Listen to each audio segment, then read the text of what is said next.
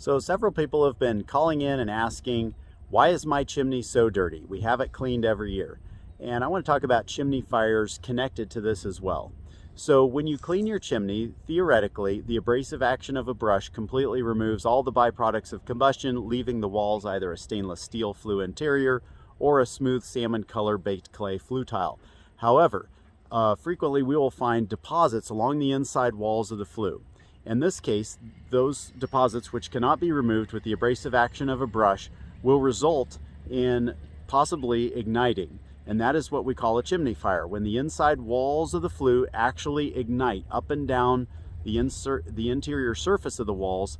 It gets hot enough through, like, let's say you're burning paper in the firebox and the flames lengthen up to about 36 inches long.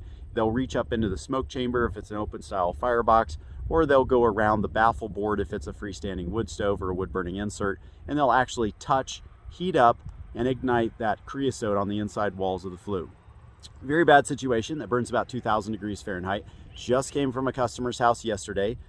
Sweet lady up in the mountains, loves her old wood stove, but the chimney was full of deposits. It caught on fire.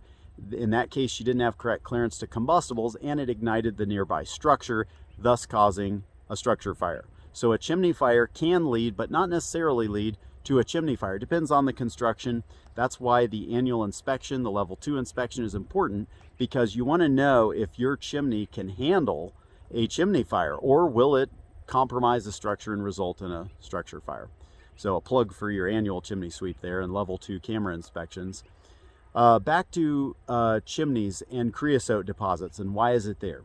So hydrocarbons are a normal byproduct of combustion. They don't completely burn in the firebox, even though we strive to achieve complete combustion inside the firebox.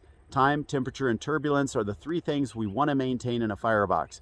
1250 degrees, we want to inject air to mix with the unburned hydrocarbons, completely combust it. And then we want to have a turbulence. That's why we have a baffle in there, to create a scenario in which the air mixes with the heat and the unburned hydrocarbons. You get complete combustion in a firebox. But nonetheless, there are still unburned deposits that will go up and deposit themselves on the walls of the flue. And you want to get those removed, or again, it'll lead to the chimney fire scenario.